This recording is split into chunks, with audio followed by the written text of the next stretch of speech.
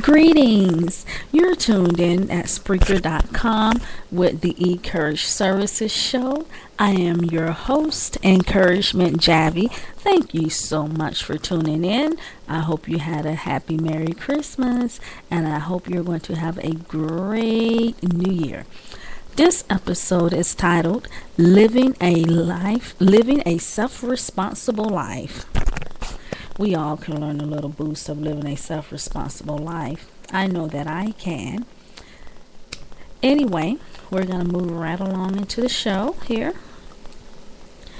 Taking on a self-responsible life, I will give you a few minutes to get some pen and paper handy if you would like to write down any of this information or jot it down wherever you feel it's necessary. So what I'm going to do is let you know what we are about and give you some contact information before I get right into the show. I am your host, Encouragement Javi. I operate a nonprofit organization called Encouragement Blossoms Indie Trauma Incorporated that has been in existence since 2006. Our mission is to share our lives with other lives so that they can begin the process of changes in their life and learning to love and accept their own selves. And we do this simply through sharing our life with other people and how we have overcome and are still overcoming or going through obstacles, and learning how to build self-esteem and confidence in ourselves and in others through whether it's positive affirmation, sometimes through the Bible, because we are a Christian family nonprofit organization. One does not have to be a Christian to listen to our show or to receive the services. So if we have a chart that says, would you like to receive Christian services? And if you check no, we will not send anything out Christian to you or to witness to you or motivate you as far as Christianity is concerned. We just have another chart where we send out encouragement in some other form. As well, we have an 800 number for those who need encouragement. We do encouragement through emails, through letters, through phone calls. Sometimes a person may call us and ask us to encourage them, and we're going to soon have an 800 number strictly for that. So we'll be able to monitor that line versus our other line. But for those who would like to just call the main number that we have for now and wish to leave a message concerning free encouragement services, some information regarding it, the number is 1-866-524-4828. Again, the number is 1-866-524-4828. It would be extensions 2836 for services. And if you're interested in receiving information where we can maybe send you a catalog or a newsletter or a letterhead concerning encouragement services or some flyers and a business card, that extension would be 0 for the secretary. The number is 1-866-524-4828. As well, you can email us at services@encouragementinthetrauma.org. The email again is services@encouragementinthetrauma.org. As well, we operate 3 websites. The main home website is encouragementinthetrauma.org, encouragementinthetrauma.org.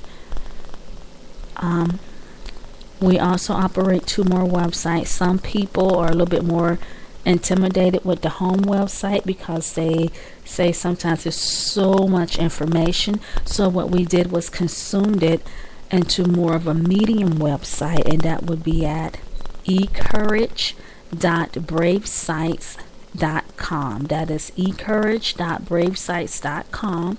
And then the other one is encouragement.jigsy.com. And on there, you can listen to as many Spreaker shows as you want.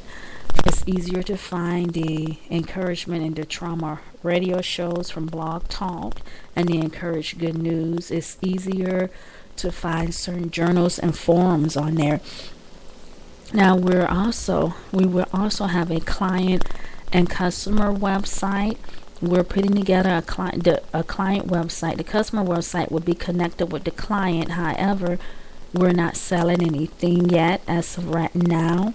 So the client website will just basically be functional, and it has a little bit more detailed information in it, more so than our home website, except for it's not as intimidating, because everything, as you scroll underneath, like for example the client page, it have maybe 7 or 8 more tabs where you can look at it, versus how our home site look. And that would be for people who have been with us for 6 months or more receiving encouragement services, because sometimes they tend to want to just look at more of what type of encouragement that we're doing, and we'll have a lot of encouragement services on there where one can look at maybe a Microsoft document or a PDF that we created, or some type of podcast that we have with other services that we are not advertising, like we do with Spreaker or Blog Talk Radio. Anyway, I hope that you have your pencil and paper handy now. We're getting ready to get into the show. This is Taking on a Self-Responsible Life. With this episode, there will not be 3 episodes in this show, only 1. In order to become a mature adult, there are some things that we have to put in place concerning being a responsible adult. So in order to become a full mature adult, there are several things that we need to put in place in our life concerning being a responsible adult. And sometimes we might not understand this. As we get older, sometimes people just tend to think, well, I'm an adult, so I can make my own decisions. And we don't realize that there are consequences for our actions, whether we made a good decision or a bad decision. And that is why taking on a self-responsible life is very important, and why we have to initiate ownership. So in our first step, there are 4 steps to this. The first one would be, what is a self-responsible life? Well, we are responsible for our own health, our own emotional well-being, our own mental well-being, our own sexuality, physical, spiritual. And so therefore our own life as a whole, as far as making our own choices and decisions, and how we choose to think and live, and actions concerning the choices we choose to make. So that is a lot. And sometimes we're not ready from the time we're taught from a newborn to 18 years old, which is how come some states, I think it's 1 state left, but a lot of states used to have you weren't considered an adult till you were 25 years old. But some still have it, you're not considered an adult till you're 21 years old. And even in the states where you're considered an adult at 18, there are certain very, very, very, very small communities that teach their children when they get between 16 to 17 years old about being responsible, and how important it is to live a responsible life emotionally, health-wise, mentally, sexually, physically, spiritually, and about taking ownership of their life and how we choose to think and live, and our actions concerning the choices we make. Because if you think about it, with all of that being said, it's a lot, and it usually takes a person almost 5 to 6 years sometimes to fully actually start living it. If they start living it at 18, they might fully grasp it at 25. But if for some reason they're delayed and they start living it between 21 and 22, which means that maybe they were already adapting some of this, but they fully begin to live fully with taking on a responsible life in all aspects of these areas at 21 or 22, they might actually start living that life fully at 26 or 27 years old. So secondly,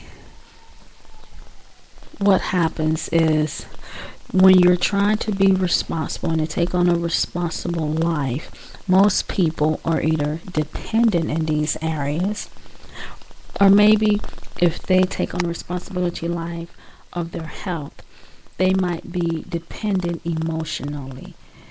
Or if they're taking on responsibility in all these lives, they might be passive, perhaps sexually. And then some people might be proactive in all these areas. It usually takes us a while to become proactive in all of these areas. I'm still working on a lot of these areas, and it's an ongoing process. But whether we're dependent, passive, proactive, it can have a great effect on how we handle our relationships in our life and our finances, our emotions, our friendships, family obstacles, our happiness, and our values and belief.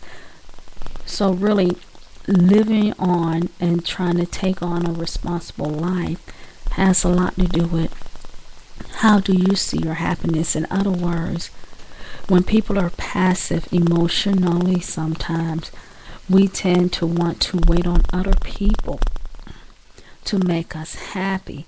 And this is how come sometimes when you get involved in a romantic relationship sexually, things may not work out, because if you're just depending on someone to make you happy and what they're doing, you're enjoying it, and you have to do everything with that person, and you can't learn to do some things on your own and enjoy your own life, then what happens is sometimes people move from being dependent and passive in the area to being obsessive and controlling.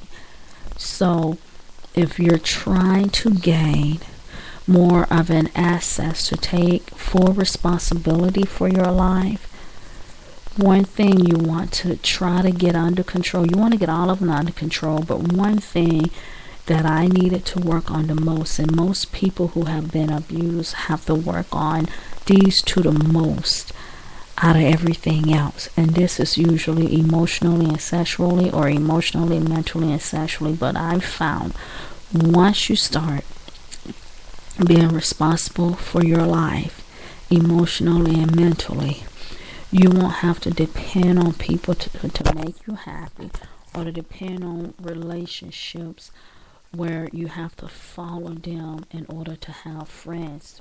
You'll begin, as you learn to grow mentally as a person, learn more about yourself, be more accepting of yourself, realize that whatever abuse you went through was not your fault, and stop blaming yourself for it, and love yourself. Take ownership that you need to love yourself, and learn the process of forgiving and letting go of bitterness. It's going to take time, but as you're willing to do this every day, you'll become at more peace with yourself, and you'll see that is how you learn to live a self-responsible life. It's about becoming more at peace with yourself and creating more calmness. And then you'll be able to be assertive, not just aggressive when you want to control everything, but you'll become proactive and more assertive in your mental and emotional thinking. In your sexual relationships, you won't have partners who you're just given to abuse to, or who you will allow to just run over you, and you won't be like that with your partner. And as you begin to deal with yourself emotionally and mentally, sometimes people might have to see professionals because they might have a sexual identity crisis. Sometimes if they've been sexually abused by the same sex, they could experience certain things they might not consider it healthy.